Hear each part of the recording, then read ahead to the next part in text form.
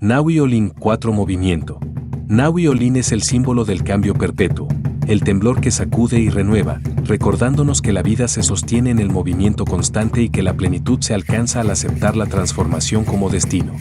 Señor del día. Tonatiuh.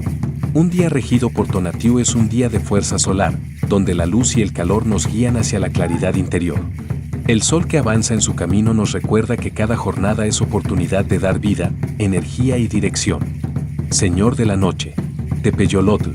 Cuando el regente de la noche es Tepeyolotl, la energía se centra en el corazón de la montaña, en el eco profundo que resuena en lo oculto. Es un tiempo para escuchar la voz interior y reconocer la fuerza que habita en lo invisible. Ave del día. Solín. Un día regido por Solín es un día de humildad y sencillez, donde la nos enseña que lo pequeño también sostiene la vida. Es momento de valorar la disciplina, la comunidad y la abundancia que nace de lo discreto. La vida florece cuando avanzamos con firmeza y humildad, soltando lo que pesa y abrazando lo que nos fortalece. Ometeotl.